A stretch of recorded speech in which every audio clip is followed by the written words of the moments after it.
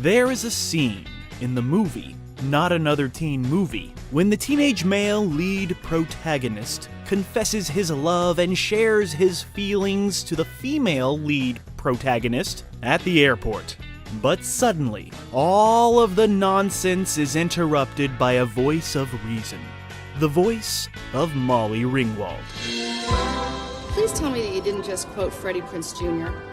She tells these young teeny bopping characters to cut the cliched crap, and points out that they are just quoting iconic lines from older, better teen movies. This strong female character reveals that it's all formulaic and pathetic, advising this teen boy protagonist and the teen girl protagonist to just be true and speak from the heart, and to stop being little dumb biatches. Then she just walks away, leaving these characters with profound wisdom that only Molly Ringwald could deliver. But that wisdom is quickly misunderstood and forgotten. This sentiment is perfectly summed up in a beautiful, poetic little whisper when Miss Ringwald says, Fucking teenagers. This hilarious little cameo literally reminds us that before these teen movies got formulaic, cheesy, stupid, cringy, or whatevers, they were actually kinda good. And the reason they were so good was due to the dialogue written by the late, great John Hughes, and the young artists who spit out that dialogue to perfection. Young artists like Molly Ringwald. Now picture Molly Ringwald. Almost certainly she's kissing a cute boy above a birthday cake, or she's being serenaded by Ducky in the record store, or she's confronting parental problems and peer pressure in high school, coming of age. Either way, there she is, the princess of the Brat Pack. And no matter who she wanted to be, who she felt she had to evolve into as she aged out of the John Hughes universe, she'll always be pretty in pink. Stuck in time like she never left the 80s. But what happened to her career after those totally radical 80s? I don't know, let's find out. What the f*** happened to Molly Ringwald? Just tell me the truth! But to truly understand what the f*** happened to Molly Ringwald, we must begin at the beginning, and the beginning began when she was born on her birthday, 1968, California. At the age of 10, Miss Ringwald got a role in a production of Annie, and she would appear in 2 episodes of Different Strokes. In 1982, Molly got her first movie, an interesting spin on Shakespeare's Tempest, earning a Golden Globe nomination for New Star of the Year. The following year saw a movie called Space Hunter: Adventures in the Forbidden Zone. It is a mess of a 3D sci-fi flick that Molly Ringwald hoped would be better once she got on set, but it didn't get any better. It sucked. And she also did a TV movie called Packin' It In. But it was 1984 that saw the true breakout of Molly Ringwald, blowing audiences and birthday candles away with the John Hughes classic 16 Candles. Miss Molly got Mr. Hughes' attention through a mere headshot. He just saw a picture of her and he was like, "Good golly, Miss Molly, I need that Molly." She was just 15 when they were filming 16 Candles, and it was clear that this young actress truly had it. Molly had moxie. And yeah, 16 Candles, it's kinda like the perfect teen 80s comedy. I guess Breakfast Club is technically a better movie, but 16 Candles, it's really fun, and it's really politically incorrect. Like, they just do everything you're not allowed to do anymore. It's a fun, wild, relatable ride that also has a lot of heart, even though the story and the characters are kind of f***ed up. But it's f***ed up in a nice 80s way. And yeah, I think 16 Candles would actually kind of fall apart and be a strange mess of a movie if it wasn't for the grounded, believable, relatable, heartbreaking, heartwarming performance of Molly Ringwald. Even though I'm not a teenage girl, and I never have been, and I don't plan on being one, I still look at this character and go, yeah, I get you, girl. Even though my family remembered my 16th birthday. Next, she did a TV movie with River Phoenix called Surviving, a Family in Crisis. But right after that, she jumped back into the Brat Pack cinematic universe with yet another John Hughes classic, The Breakfast Club, playing the Princess Claire. And yes, she is playing a archetype, but this fantastic performance laid the groundwork for the prissy high school girl trope that was synonymous with Ringwald. But actually this shows that Molly Ringwald has range when compared to her 16 Candles character. She's just not playing the same type of teenage girl. This time she's popular, but there's more to her than just being popular, which audiences would find out by watching the movie. The Breakfast Club. She practically created this kind of character on the big screen, or at least brought it into the 80s, and no one has been able to play it as well as Molly did. Once again, she's believable and relatable, even though I've never been a popular teenage girl in a library. Then in 1986, she played Andy, another teenage girl, in another script written by John Hughes, Pretty in Pink. This movie, again, was a monumental showcase for her, once again showing that she has depth and plays different types of teenagers. This one's a little more mysterious than her others, I think. Just another nice little teen movie from the 80s that they don't make anymore, because it's not the 80s. But by that time, unfortunately, Molly Ringwald was beginning to, grow up, age out of being a teenager, and faced a John Hughes fatigue. She wanted to step away from doing just teen comedies, even turning down the film Some Kind of Wonderful. Instead, Miss Molly Ringwald would lean into dramas, like a movie called PK and the Kid. And then she would show everybody that she is truly dedicated to the art of cinema by working with master filmmaker Jean-Luc Godard. Godard. Do you pronounce the D? Sometimes you do, sometimes you don't. I don't know that. But yeah, in 1987, Molly Ringwald did a Jean-Luc Godard movie, King Lear. This was her going, look, I'm an actress, I'm an artist, I can do things that are more than just teen movies.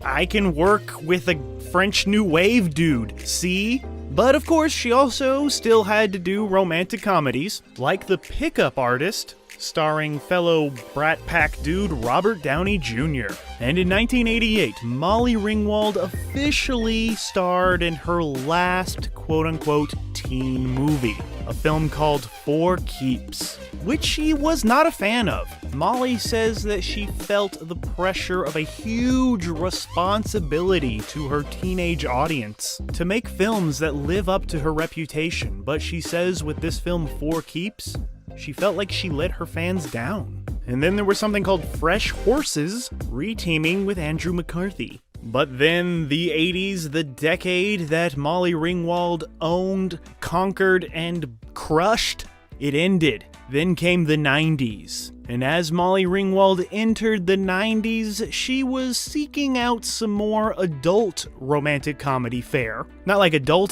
but just like a more, just older, an older audience. With films like Strike It Rich, Betsy's Wedding, and a TV movie called Women and Men, Stories of Seduction. But these were unfortunately misguided, especially so considering that she missed the mature shift she so desired by turning down movies like Pretty Woman and Ghost. Can you imagine if Molly Ringwald was in Pretty Woman and Ghost? She would have owned the 90s as well. She would have been Julia Roberts and Demi Moore. She would have been unstoppable. But instead, Miss Molly, she seemed stuck. The right project never came along. There was something called Something to Live For, where she played a real-life AIDS activist, which may have done something for her, but it seemed to be lost in the TV movie shuffle. But it did show that she had amazing dramatic chops, but nobody noticed. That same year, in 1992, she moved to France, further distancing herself from the Hollywood limelight. The mid-1990s weren't that great for Molly either, with films like Face the Music in 1993, the Stephen King adaptation The Stand, something called Baja, something called Seven Sundays, and something called Malicious, which seemed to have some potential because apparently she plays somebody with borderline personality disorder, so I'm sure she does something interesting with that. In 1996, there was Bastard Children, and a short-lived TV series called Townies. The late 1990s weren't doing her any favors either, with junk like Office Killer, the TV fantasy Twice Upon a Time, and a string of stuff from 1999 that made you say, oh hey, look, it's Molly Ringwald, like Requiem for a Murder, Teaching Mrs. Tingle, Kimberly, and Shaded Places. She would, however, return to a love of hers, the stage, in How I Learned to Drive. But I would say the best thing that Molly Ringwald did in the 1990s was a short film. This short film was called Some Folks Call It a Sling Blade. And of course, this short was so amazing that it went on to become a feature, chopping the title down to Sling Blade. But just by participating in this artsy-fartsy, amazing short film, shows that Molly Ringwald has a true passion for the art of cinema, even if it's short and black and white. I'm pretty goddamn insulted. Then came the 2000s, and those 2000s began similar to how the 1990s ended. She did a slasher horror movie called Cut, a forgettable romantic comedy called In the Weeds, but she did get some TV work in The Outer Limits. But then came the year 2001, and Molly Ringwald returned to the stage. Her true artistic passion in 2 productions, Tick Tick Boom and Cabaret. This was also around the same time when she had that cameo in Not Another Teen Movie. We all know where this is going. Which, as you know, is actually a fairly decent parody of teen movies. And poking fun at herself shows that she has a sense of humor and respect for the characters that she helped create so many decades ago. Then she did the Broadway thing again in Enchanted April, which she left due to her pregnancy. After a breather that lasted a few years, the year 2006 brought a pair of TV movies featuring Molly, something called The Wives He Forgot, and something called Molly, An American Girl on the Home Front. Molly was in a movie called Molly, and again she did some more stage work in Sweet Charity, before she landed the key role of the mother of a teenager in ABC Family's The Secret Life of an American Teenager. Molly would even sing the theme song. As you know, in the 1980s, she represented the teens, but now in this show, she is representing the moms of teens, illustrating her growth. And her presence and her performance is there to remind us all that moms used to be teenagers too, and that life is a vicious, vicious cycle because teens become moms, and it's crazy. Then Molly would release a jazz album, which of course featured a cover of Don't You Forget About Me, the ending credits song from The Breakfast Club. In 2014 and 2016, she provided voices for Rainbow Bright and Doc McStuffins, also starring in a Lifetime Christmas movie, Wishin' and Hopin', which is completely up her alley at this point. Like, Molly should just totally embrace the Lifetime Christmas movie thing. That same year, she launched an advice column for The Guardian, so if you need some Molly Ringwald advice, read The Guardian. Make sure it's fact-checked. In the meantime, she turned up in 2015's Jim and the Holograms and Bad Night, following those up with the true story King Cobra, and a 2-season run on the Canadian series Raising Expectations, along with a coming-of-age flick called SPF 18. Molly Ringwald again returned to a variation of what made her famous: the teen product, playing Archie's single mother in Riverdale for 26 episodes. Once again, her casting, her presence, her performance is making the point and reminding us all how the youth eventually become old.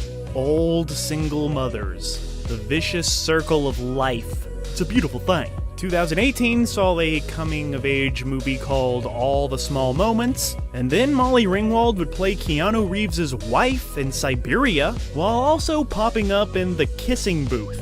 And from there, Molly Ringwald just kinda bounced around, playing yet again another mother, because teens become moms, in Tales of the City. But lately, like in the past few years, she's actually been landing some legitimately strong fare, like a counselor on Creepshow, and an AA moderator on The Bear. She played frickin' Jeffrey Dahmer's stepmother on Netflix's Dahmer, and she was on Single Drunk Female. So yeah, Molly, she's still crushing it, yo. But no matter what kind of role Molly Ringwald moves into in her mature years, she will always be, in the simplest terms, and the most convenient of definitions, the princess of 80s cinema. So nobody should give a fuck about what the fuck happened to Molly Ringwald, because she's doing just fine. Don't you forget about her.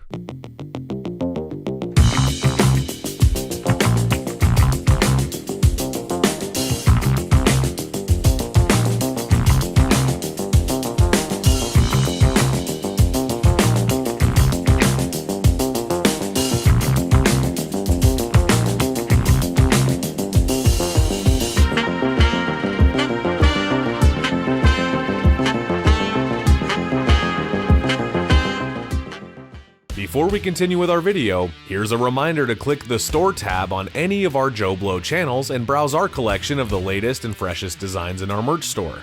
Go get you some. Emilio Estevez's storied Hollywood career was nearly cut short before it even began. But thanks to the impulsive bravery of a lifelong friend, he was saved from a perilous situation. As an extra on the set of Francis Ford Coppola's Vietnam War epic Apocalypse Now, starring his father, Martin Sheen, young Emilio Estevez befriended a young Lawrence Fishburne. During a break in the Philippines, the two took a leisurely boat ride down a nearby river. As the boat drifted too close to the bank, Estevez offered to get out and push it back to the center. But as soon as Emilio stepped out, he began sinking into the river muck like quicksand. Without hesitation, Lawrence Fishburne extended his hand and pulled Estevez back into the boat, saving his life. He did all that dancing with death for his extra work in Apocalypse Now, only to be cut from the final film. So yeah, it was nice that Emilio survived and went on to live, his life. But what kind of life did that turn out to be? Yeah, that's what I've been wondering. What the fuck happened to Emilio Estevez?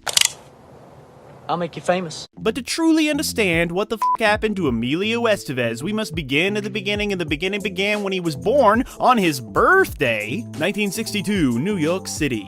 Or Staten Island, or those like the same thing. I don't know. I don't care. His family soon moved to Malibu, California, where he grew up with fellow Brat Pack members Rob Lowe and Sean Penn.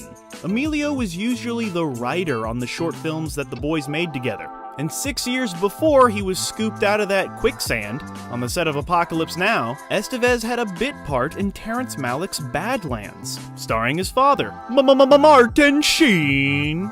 Speaking of Martin Sheen, Emilio Estevez chose to keep his birth name, rather than adopting a stage name, as a testament to his pride in his family heritage, the Estevez Bunch. He wanted to forge his own path and make a name for himself without relying on his father's legendary Sheen status. By keeping his real name of Estevez, he aimed to prove himself as a talented individual in his own right. By retaining his birth name, Estevez demonstrated a sense of self-confidence and willingness to take risks. which has served him well throughout his career. Before we continue with our video, here's a reminder to click the store tab on any of our JoBlo channels and browse our collection of the latest and freshest designs in our merch store.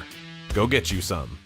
Speaking of his career, let's talk about his career. Emilio Estevez's career in Hollywood spans over 4 decades, with a diverse range of films that showcase his talent as an actor, a writer, a director, and a brat. One of his early roles was in the 1982 film Tex, where he played the lead character, Tex, a teenager who gets in trouble with the law. This film marked the beginning of Estevez's journey into the film industry, and he soon became a part of that iconic Brat Pack group.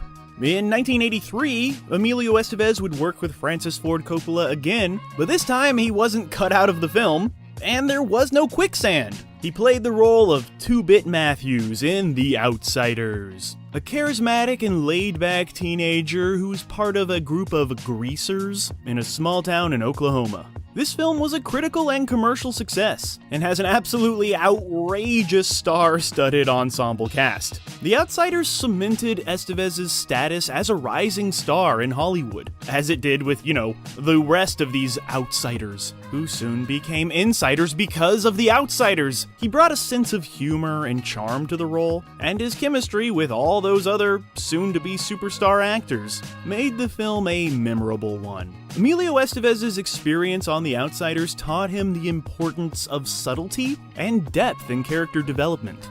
But Emilio Estevez's breakthrough role came in 1984 with the cult classic sci-fi film Repo Man. He played a young punk rocker who becomes a repo man, but there's so much more to it than that. This film was a critical and commercial success, and established Estevez as a talented young actor who could play complex and nuanced characters. He brought a wonderful sense of energy and rebelliousness to the role.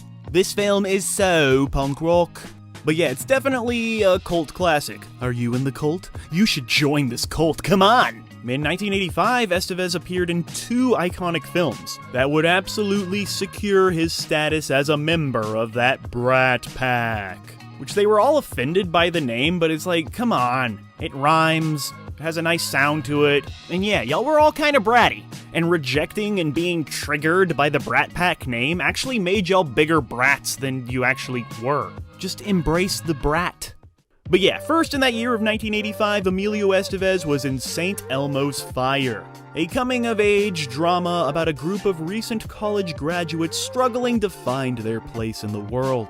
Estevez played the role of Kirby, a charming but aimless young man who's trying to find his way in the world. His second film that year was the teen comedy masterpiece classic The Breakfast Club, brought to you by the wonderful, brilliant John Hughes. It's about a group of high school students from different cliques who spend a Saturday in detention together and ironically get more educated than they did in the classrooms. And they get to dance and smoke marijuana and kiss. Estevez played the role of Andrew Clark, a popular athlete who was initially hostile to the other students, but eventually opens up and shares his vulnerabilities, proving that he's not just a pretty face, he's a dark, tormented soul, just like the real person, Emilio Estevez. He taught us all that popular, good-looking athletes also have feelings. He, totally brought a sense of depth and complexity to the role. The Breakfast Club was a critical and commercial success and remains one of the most iconic teen movies of all time. It's probably the number 1. The Breakfast Club became a cultural touchstone for its authentic portrayal of teenage struggles, perfectly capturing the angst, rebellion, and, like I said, vulnerability of adolescence in a way that continues to resonate with audiences today. Even with today's teenagers who are weirder than ever. These kids today, they still love this movie, The Breakfast Club, except for, the politically incorrect stuff that just ruins their life.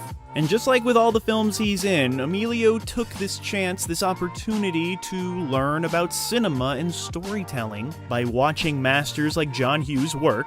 And yeah, working on The Breakfast Club, it allowed him to appreciate and understand the value of ensemble storytelling and the power of diverse perspectives. So now it was time for Emilio to shake things up a bit, change how he's presenting himself to the world as an artist. It was time for him to make his directorial debut with the 1986 film Wisdom. It's a crime drama that he also wrote and starred in alongside Demi Moore. This achievement marked him at just the age of 24 as one of the youngest individuals to ever write, direct, and star in a single major motion picture. That's like the kind of stuff that only Orson Welles was doing, you know? This showcased his versatility and talent as a filmmaker. That's right, I just compared Emilio Estevez to Orson Welles. Shut up. In this film, Wisdom, Estevez plays John Wisdom, a young outlaw who embarks on a crime spree with his girlfriend, played by Demi Moore. Although this film, Wisdom, received mixed reviews, Estevez's ambitious debut demonstrated his creative vision and ability to tackle complex roles as a triple threat in the film industry. Also in 1986 came the film Maximum Overdrive. Stephen King did a lot of drugs and then thought, hey, I'm gonna make a movie about killer trucks and I'm gonna cast Emilio Estevez in it, and that's what he did. And yeah, a lot of people like to hate on this movie, rightfully so, but you have to admit it is kind of fun. And a lot of people like to say that this movie, Maximum Overdrive, was not directed by Stephen King, it was directed by cocaine.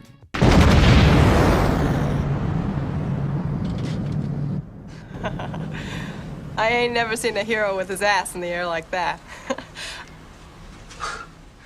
The following year, he would work alongside Richard Dreyfuss for Stakeout, and its sequel, Another Stakeout. In 1988, Estevez appeared in the classic Western film Young Guns, playing the role of Billy the Kid, a notorious outlaw who was part of a group of gunslingers in New Mexico. And even though Emilio Estevez is like way more pretty than the real Billy the Kid, based on like the one photo we have of him, he still does an excellent job bringing this character to life. Young Guns was a critical and commercial success, and once again helped establish Mr. Estevez as a young, talented actor who could play complex roles. He could play football players and cowboys. He had range. But yeah, he truly brought a sense of charisma and energy to this role, and his chemistry with all the other actors was freaking perfect. And then, just when you thought Young Guns couldn't get any better, they went and made Young Guns 2, which was also a major success. And a lot of people actually like the sequel more. So yeah, now we were in the 1990s, and Estevez continued to explore his talent as a writer and director. He co-wrote and directed and starred in the 1990 film Men at Work, with his brother Charlie Sheen. It's a comedy about two garbage men who get caught up in a crime plot, and it's actually kind of bonkers and ridiculous, and this plot of this movie, it makes no frickin' sense, but you can't help but like just keep watching it. It's so entertaining and so stupidly amazing. Somehow Men at Work, it shouldn't work, but it just frickin' works. In 1992, there was the sci-fi flick Free Jack, where he plays a race car driver who was transported into the future and becomes a Free Jack. This film was a critical and commercial failure. But once again, Estevez was praised for his energy and charisma. Everybody loves his energy and charisma. But, you know, despite Free Jack's lack of success at the time, it still was able to show us that Estevez was dedicated to his craft. In 1993, he brought us a film called Judgment Night, another underrated cult flick, and a hilarious spoof called Loaded Weapon 1. Emilio did find some time to work alongside his buddy Tom Cruise in the first Mission Impossible flick, but his appearance is pretty much just a cameo because he like takes an elevator to the face or something. Estevez notably appeared in the 1995 film The Mighty Ducks, which was probably the first time I ever laid eyes on Emilio. But yeah, The Mighty Ducks, it's a wonderful family-friendly sports film about a group of misfit kids who form a hockey team You know, that kind of movie's been done before, but this one, it just does it so well. And yeah, his charm and charisma as Coach Gordon Bombay made this film, The Mighty Ducks, into a beloved classic, despite not being a hit with the critics. But yeah, Emilio was so great in it that he turned this Mighty Ducks thing into a frickin' franchise. There was D2 The Mighty Ducks, D3 The Mighty Ducks, which were also very successful, and then they made like a real hockey team called the Mighty Ducks. And there was also a very strange Saturday morning sci-fi adventure cartoon about the Mighty Ducks where, you know, they're like in space and shooting lasers and they're ducks, and it's weird, but you know, I had to mention it. And still, to this day, they're doing the Mighty Ducks thing with the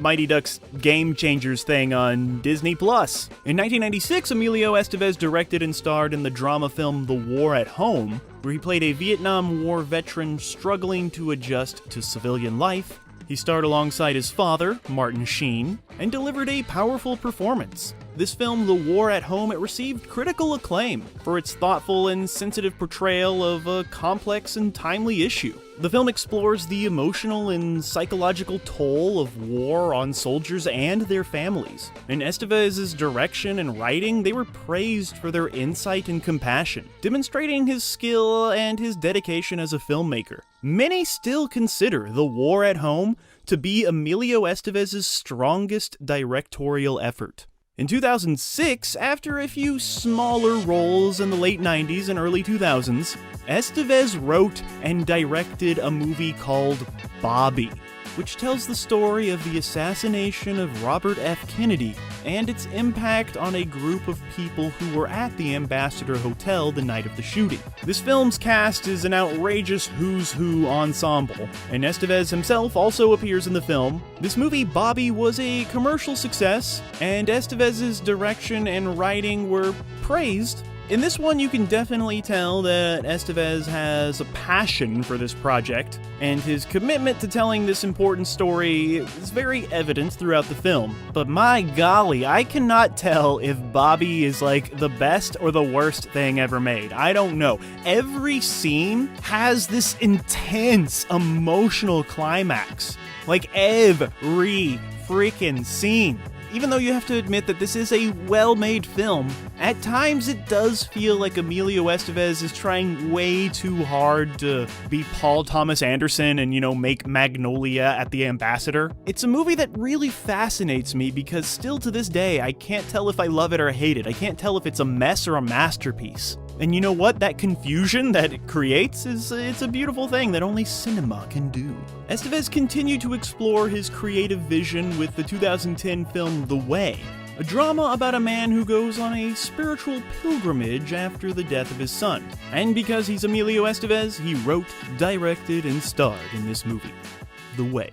Then there was a long absence from the public eye. We went years without really hearing from Mr. Estevez. Maybe it was because of his brother Charlie Sheen was, you know, doing his thing, or maybe he just needed a break because he's been, you know, kicking ass for decades. Oh, wow, hey, look at this. We actually did some research into this and found out that Emilio and his absence from the public eye was due to his aversion to the spotlight. He's one of those famous people that doesn't like being famous. And he had a strong desire to focus on his personal life, and had nothing to do with any lack of creative drive. He just needed a break, needed to focus on, you know, family. But then in 2018, he finally found a film that he wanted to make called The Public. It's a drama about a group of homeless people who take refuge in a public library during a cold winter night. And of course, because Emilio Estevez is Emilio Estevez, he wrote, directed, and starred in this film, The Public, which he made for us, The Public. And yeah, it marked a triumphant return to the screen. The film was okay, it felt a little preachy, but you know, hey, that's what Emilio does. But then Disney Plus happened, and they decided to just, you know, throw everything at the wall and see what sticks. And one of those intellectual properties they threw was a duck, a mighty duck that changed the game in the Mighty Ducks Game Changers, which actually, it didn't really change the game. Kind of forgot that this thing existed. And Emilio left after the first season due to a contract dispute. Estevez's upcoming projects include a follow-up to The Way and a new installment in the Young Guns franchise. both of which are currently in pre-production. Estevez has had several famous friendships that have shaped his career and the culture. As you know, he was part of that Brat Pack, and he befriended Tom Cruise, Judd Nelson, Molly Ringwald, Rob Lowe, and a bunch of other bratty brats who were in things, like The Outsiders, Breakfast Club, and St. Elmo's Fire. His close relationships with these actors and actresses, including a high-profile romance with Demi Moore, have had a lasting impact on the entertainment culture, and how movies are made, and how movie stars are made, and how the media talks about these movie stars. For better or worse, and they continue to influence pop culture today. Speaking of today, I think there's a Brat Pack documentary that's out today on Hulu. If you don't have Hulu, just send me a message, I'll give you my password. Emilio Estevez has been long committed to social and political activism, like a lot of celebrities. I mean, his dad was a Team America puppet, which is what happens when you grow up in a family of artists and activists. You're like born with a picket sign in your hand, which must have been painful. But yeah, even though celebrity activism can kind of be cringy and annoying, he does do some good work when it comes to, human rights and arts education. Thank you, Emilio. You saved us all. Emilio's multifaceted experiences as a writer, director, and actor have profoundly influenced his approach to filmmaking, fostering a holistic understanding of the craft and a unique artistic vision. Through his early acting roles, he developed a deep appreciation for character development and storytelling. As a writer and director, he honed his ability to craft complex and thought-provoking narratives that explore that, human condition. As a result of all of this, his films have resonated with audiences on a deeper level. He's more than just a brat. Emilio Estevez successfully carved out his own niche in the entertainment industry, emerging from the shadow of his father's iconic career and the intense public scrutiny that was surrounded by his brother Charlie. But Estevez, he kept crushing and focused on building a reputation as a talented writer, director, and actor in his own right. Through his dedication and perseverance, he has established a distinct body of work that stands the test of time. So yeah, nobody should give a fuck about what the fuck happened to Emilio Estevez, because he's doing just fine.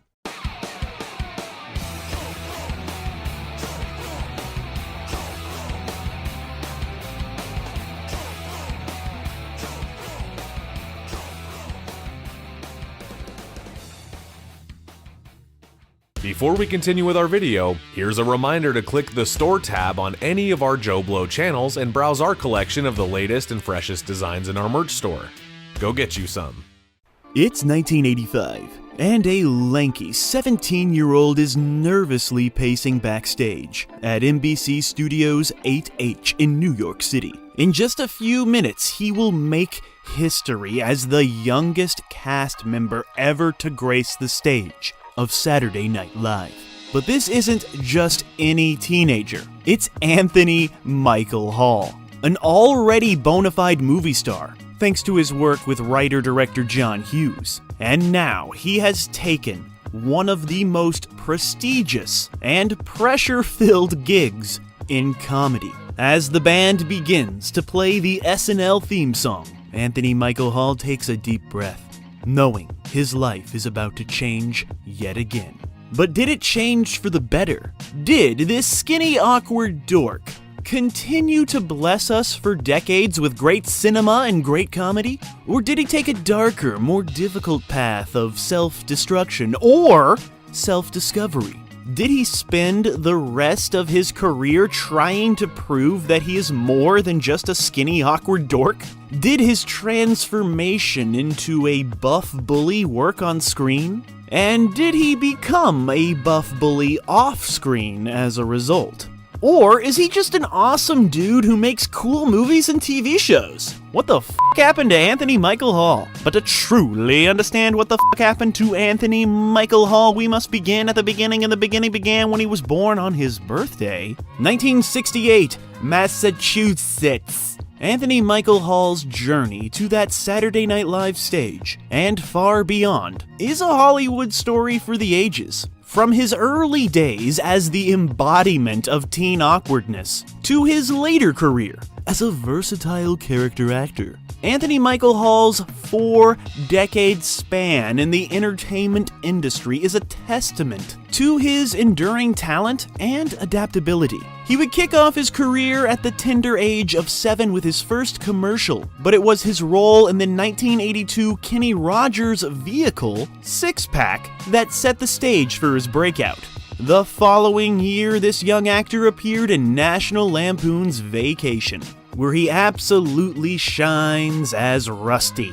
Right away, we could tell he had this awkward charm to him that, felt real. And because of Vacation, Anthony Michael Hall would catch the eye of a filmmaker who would change his life, John Hughes.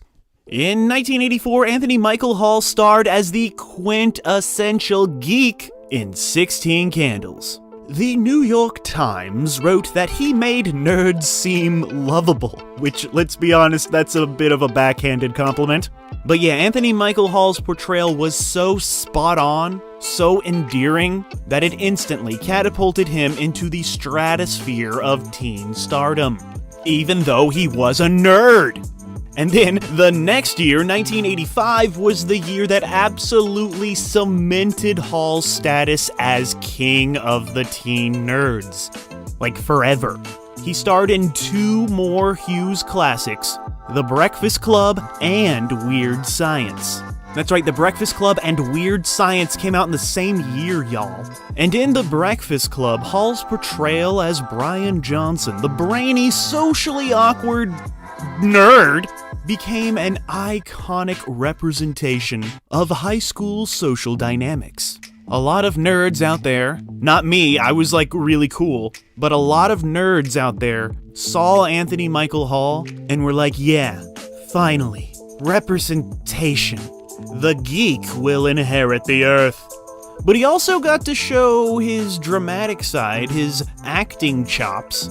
He got to spit out a nice monologue and stuff in The Breakfast Club. So we always knew that he was more than, just a one-trick nerd. He was actually an actor nerd. And then yeah, Weird Science, it took his nerd persona to new heights, or depths, depending on how you look at it, as Gary Wallace, a teen who creates the perfect woman using a computer, which is what nerds are doing now. But yeah, Anthony, he's freaking hilarious in Weird Science. It's a wonderful little flick. Freaking bonkers in the best way possible. I wish we had more movies like this. But yeah, these wonderful characters didn't just make Anthony Michael Hall famous, they made him a cultural touchstone. He became the face of every awkward, smart, misunderstood teenager in the world. Well, at least in America. Maybe Canada, too.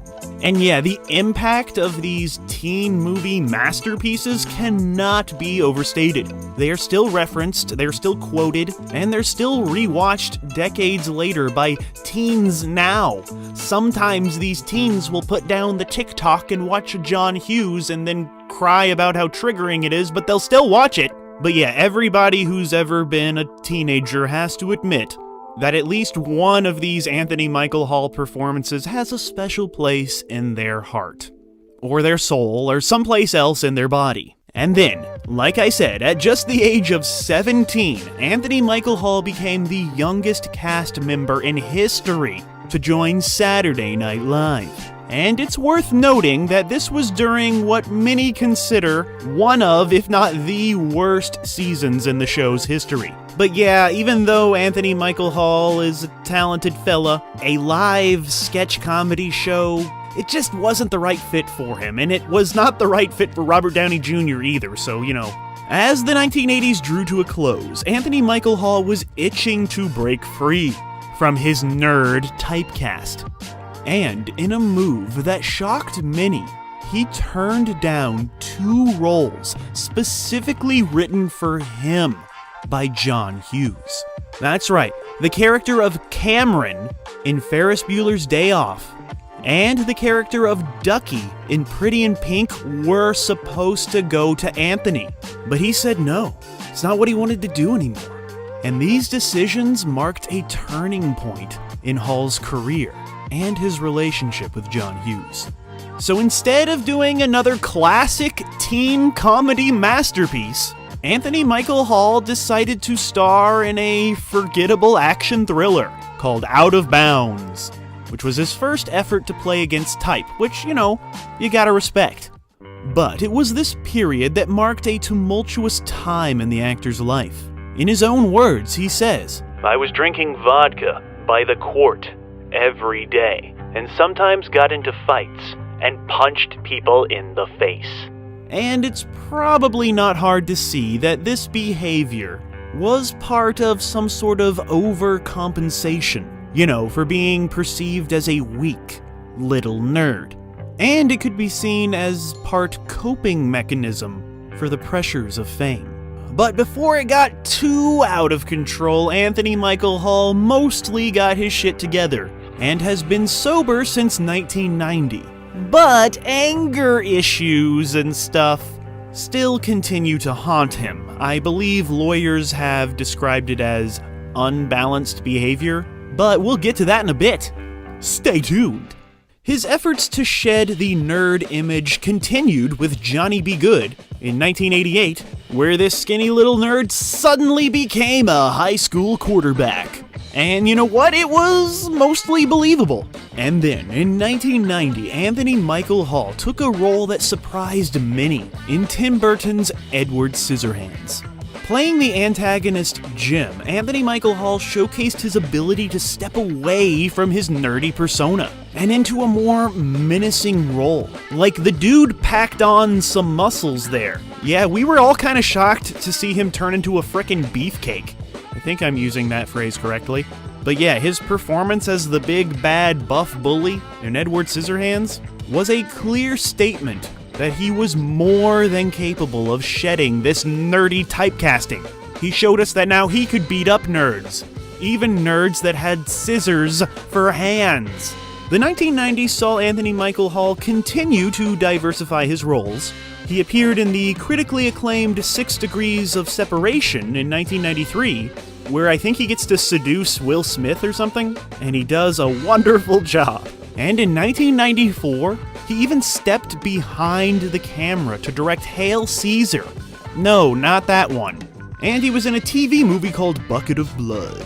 And then Anthony Michael Hall gave a standout performance in the TV movie Pirates of Silicon Valley in 1999, where Anthony Michael Hall portrays Bill f***ing Gates. This nuanced performance showcased Hall's ability to inhabit complex characters beyond the teen roles that made him famous, even though he was still playing a f***ing nerd.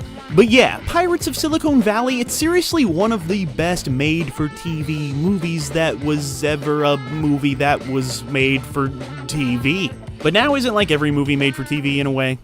As Anthony Michael Hall entered the new millennium, he continued to work steadily in both film and television, doing lots of different projects, some better than others.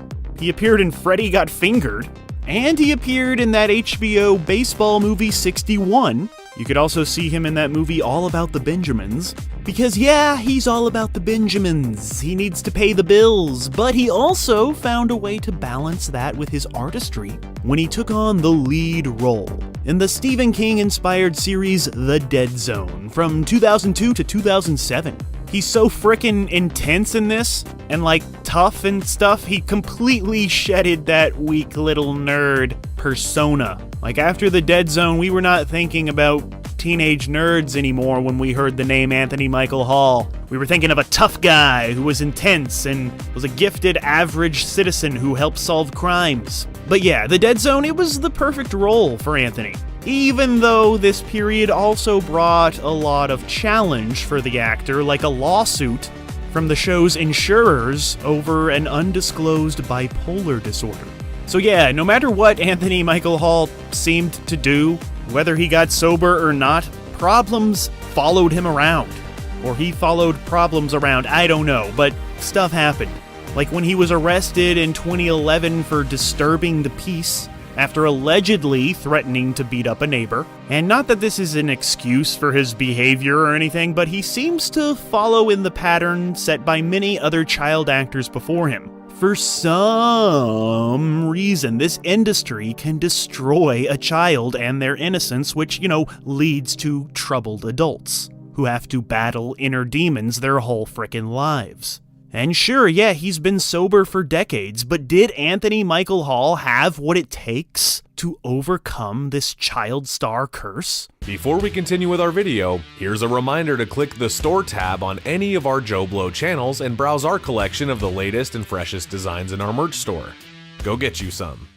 I don't know, maybe making better movies would help, and that's exactly what he did. Next up, you could see him in the frickin' Dark Knight, where yeah, he's not the most memorable part of this movie, but he does a great job and holds his own.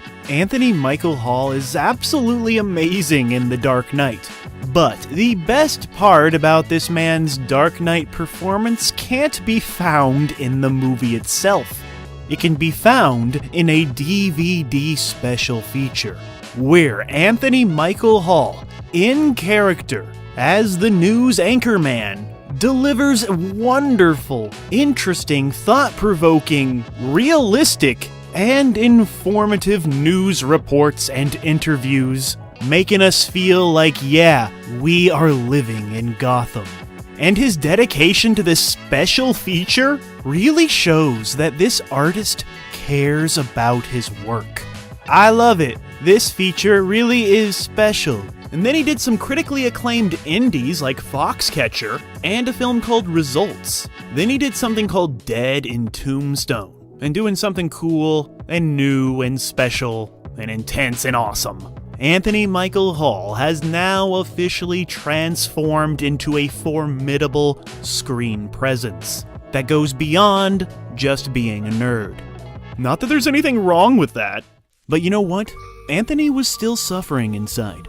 Still struggling to control himself at times, which led to a 2016 assault charge after he pushed down his neighbor during some sort of argument, which resulted in the neighbor breaking a wrist. And Anthony Michael Hall faced up to 7 years in prison for the attack, but he only got 3 years probation. His most recent TMZ-worthy controversy came when he yelled at some people at a pool in 2020, so yeah, he still does have a bit of a bad boy reputation. But, compared to many others in the biz, it's not too bad, I guess. But none of that controversy really seems to slow down his career at all. Nobody seems to really care, because he continued to take on diverse roles. He appeared in that Ben Affleck movie Live by Night, and you can see him playing, Paul Rudd in Halloween Kills. But today, Anthony Michael Hall continues to work steadily, balancing roles in big-budget productions with some smaller, more experimental fare. His appearance in the 2024 Netflix film Trigger Warning shows that he's still in demand. Hall's upcoming appearance in the film festival darling Roswell Delirium shows that he's still willing to take risks and support independent cinema. Anthony Michael Hall's journey from fresh-faced kid in John Hughes movies to the versatile actor we see today highlights his resilience and ability to evolve with the demands of the industry. He's weathered the storms of early fame, battled some personal demons, and has emerged as a respected figure. And as he continues to take on new and challenging roles, one thing is certain. Anthony Michael Hall's story is far from over, and audiences are still watching eagerly to see what this guy does next.